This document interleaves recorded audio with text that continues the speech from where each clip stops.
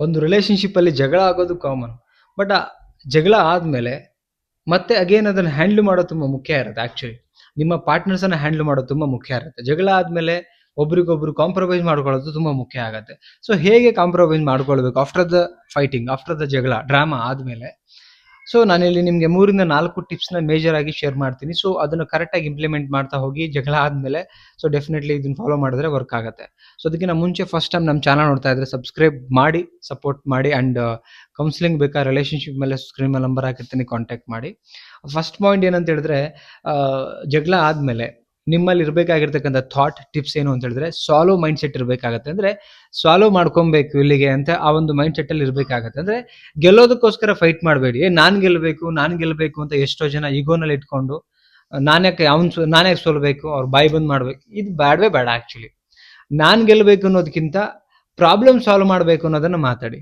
It's very important. ಎಷ್ಟೋ ಜನ problem solve ಆಗ್ಲಿ ಅಂತ ನೋಡಲ್ಲ, ವೈಯಕ್ತಿಕವಾಗಿ ನಾನ್ ಗೆಲ್ಬೇಕು. ಇದು ಆಕ್ಚುಲಿ ಅಹಂಕಾರನ ತೋರಿಸುತ್ತೆ. ವೈಯಕ್ತಿಕವಾಗಿ ನಾನ್ ಗೆಲ್ಲಬೇಕು ಅನ್ನೋದಾದ್ರೆ ಆ ಸಂಬಂಧದಲ್ಲಿ ನೀವು ಗೆಲ್ಲಕ್ಕಾಗಲ್ಲ ಅಂಡ್ ಆ ರಿಲೇಶನ್ಶಿಪ್ ಚೆನ್ನಾಗಿರೋಕು ಸಾಧ್ಯನೇ ಇಲ್ಲ ಸ್ನೇಹಿತರೆ. ಇದು ಫಸ್ಟ್ ಪಾಯಿಂಟ್. ಸೆಕೆಂಡ್ ಪಾಯಿಂಟ್ ಏನಂತ ಹೇಳಿದ್ರೆ ಜಗಳ ಆದ್ಮೇಲೆ ಪಾಸ್ಟ್ ಇಶ್ಯೂ ಬಗ್ಗೆ ಮಾತಾಡ್ಲಿಕ್ಕೆ ಹೋಗ್ಬೇಡಿ. ನಿನ್ನೆ ನಡೆದಿರ್ತಕ್ಕಂಥ ಘಟನೆ, ನಿಮ್ಮ ಜೀವನದಲ್ಲಿ ಪ್ರೆಸೆಂಟ್, ವರ್ತಮಾನ, ಇವತ್ತು ನಡೆದೋಗಿರೋದ್ರ ಬಗ್ಗೆ ಮಾತ್ರ ಮಾತಾಡಿ. ಯಾವತ್ತು ನಿನ್ನೆ ನಡೆದೋಗಿರೋದು, 1 ವರ್ಷ ಹಿಂದೆ ನಡೆದೋಗಿರೋದು, 6 ವರ್ಷ ಹಿಂದೆ ನಡೆದೋಗಿರೋದು ವಿಚಾರಗಳನ್ನು ತೆಗ್ದು ಕೆದಕಿ ಮಾತಾಡಿ. ನೀವು ಅದರಿಂದ ಇನ್ನೂ ಫೈಟ್ ಜಾಸ್ತಿ ಆಗತ್ತೆ ಹೊರತು ಕಡಿಮೆ ಅಂತೂ ಆಗಲ್ಲ. ಎಷ್ಟು ನೀವು ಪಾಸ್ಟ್ ಬಗ್ಗೆ ನೆಗೆಟಿವ್ ನ ತೆಗಿತೀರೋ ಅಷ್ಟೇ ಫೈಟ್ ಜಾಸ್ತಿ ಆಗುತ್ತೆ, ಜಗಳಗಳು ಜಾಸ್ತಿ ಆಗುತ್ತೆ ಹೊರತು ಕಡಿಮೆ ಅಂತೂ ಆಗ್ಲಿಕ್ಕೆ ಸಾಧ್ಯ ಇಲ್ಲ. ಇದು ನೆನಪಲ್ಲಿರಲಿ ನಿಮ್ಗೆ. ಅಂಡ್ ಸೆಕೆಂಡ್ ಬಂದ್ ಏನಂತ ಹೇಳಿದ್ರೆ ಇದರಲ್ಲೇನೆ ಪ್ರೆಸೆಂಟ್ ಇಶ್ಯೂ ಬಗ್ಗೆ ಮಾತ್ರ ಫೋಕಸ್ ಮಾಡಿ. ಇವತ್ತಿಗೆ ಈ ಜಗಳ ಆಗೋಕೆ ಏನ್ ಕಾರಣ ಆಯ್ತು, ಮಿಸ್ಟೇಕ್ಸ್ ನನ್ನಿಂದ ಆಯ್ತಾ, ನಿನ್ನಿಂದ ಆಯ್ತಾ, ನೆಕ್ಸ್ಟ್ ಈ ಮಿಸ್ಟೇಕ್ಸ್ ಮಾಡ್ಬೇಕಾ ಮಾಡಬಾರ್ದಾ? ಸೊ ಇದನ್ನೆಲ್ಲಾನು ಕೂಡ ಡಿಸ್ಕಷನ್ ಮಾಡ್ಬೇಕಾಗತ್ತೆ. ಅಂಡ್ ನೀವು ಅದನ್ನ ಕ್ಲಿಯರ್ ಆಗಿ ಹೇಳ್ತಾ ಹೋಗಿ. ವಾದ ಮಾಡಿ, ಸಿಟ್ಟು ಮಾಡಿ, ಕೋಪ ಮಾಡಿ ಹೇಳೋದ್ರಲ್ಲಿ ಅರ್ಥ ಇಲ್ಲ. ಅಂಡ್ ಒಂದ್ಸಲ ಅವ್ರು ನೀಟಾಗಿ ಹೇಳ್ತಾರಂದ್ಮೇಲೆ ಮತ್ತೆ ನೀವ್ ಏನ್ ಮಾಡ್ಬೇಕು ಹೇಳಿ ನೋಡೋಣ, ಕ್ಲಿಯರ್ ಆಗಿ ಅರ್ಥ ಮಾಡ್ಕೊಳಕ್ ಟ್ರೈ ಮಾಡ್ಬೇಕು. ಅವ್ರು ಅಷ್ಟೇ ಚೆನ್ನಾಗಿ ಹೇಳ್ತಾರಂದ್ಮೇಲೆ ಅಷ್ಟೇ ಚೆನ್ನಾಗಿ ನೀವು ಕೂಡ ಅರ್ಥ ಮಾಡ್ಕೋಬೇಕು. This is very important. So next point ನೋಡೋಣ. ಏನು ಅಂತ ಹೇಳಿದ್ರೆ ಈಗೋ ಬಿಟ್ಟು ಸಾರಿ ಹೇಳಿ. ಎಷ್ಟೋ ಜನಗಳು ಈಗೋ, ನಾನ್ಯಾಕೆ ಮಾತಾಡಿಸ್ಬೇಕು, ನಾನ್ಯಾಕೆ ಸಾರಿ ಕೇಳಬೇಕು, ನನ್ನಿಂದ. ಸೊ ಇದೇನಾಗತ್ತೆ, ಈಗೋ ಇತ್ತು ಅಂತ ಹೇಳಿದ್ರೆ ಸಂಬಂಧದಲ್ಲಿ ನೀವು ಸೋಲ್ತೀರಿ, ಸಂಬಂಧನ ಸಾಯಿಸ್ತೀರಿ, ನೀವು ಮಾತ್ರ ಗೆಲ್ಲೋಕ್ ಸಾಧ್ಯ. ನಾನು ಹೇಳೋದು ಸಂಬಂಧ ಗೆಲ್ಲಬೇಕಿಲ್ಲಿ, ಈಗೋ ಸೋಲ್ಬೇಕು. ಎಷ್ಟೋ ಜನ ಈಗೋನ ಗೆಲ್ಲಿಸ್ತಾರೆ. ಈಗೋನ ಗೆಲ್ಲೋದಂದ್ರೆ ಇಟ್ ಮೀನ್ಸ್ ನನ್ನಿಂದಾನೇ ಎಲ್ಲ. ಈ ಮೆಂಟಾಲಿಟಿ ಬೇಡವೇ ಬೇಡ ಆಕ್ಚುಲಿ.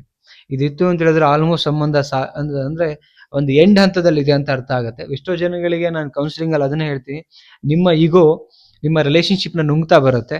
ಸೊ ಎಚ್ಚರ ಇರ್ಲಿ ನಿಮ್ಗೆ ಇದ್ರ ಬಗ್ಗೆ ಅಂತ ಹೇಳ್ತೀನಿ. ಸೊ ಯಾರು ಕರೆಕ್ಟು ಯಾರು ರಾಂಗು ಅಂತ ಹೇಳ್ಬಿಟ್ಟು ನೀವು ಫೈಟ್ ಮಾಡಬೇಡಿ ಆಕ್ಚುಲಿ. ಸೊ ರಿಲೇಶನ್ಶಿಪ್ ಇಂಪಾರ್ಟೆಂಟ್ ಅಂದ್ರೆ ಸೊ ಈಗೋನ ಕಡಿಮೆ ಮಾಡ್ತಾ ಬನ್ನಿ. ರಿಲೇಶನ್ಶಿಪ್ ಮುಖ್ಯನಪ್ಪ ನಮ್ಮಿಬ್ರದು ಅಂದ್ರೆ ಆ ಈಗೋನ ಯಾವುದೇ ಕಾರಣಕ್ಕೂ ಅಲ್ಲಿ ಎಂಟ್ರಿ ಆಗ್ಲಿಕ್ಕೆ ಬಿಡ್ಲೇಬೇಡಿ. ಇದು ತುಂಬಾ ಒಳ್ಳೆ ವಿಚಾರ.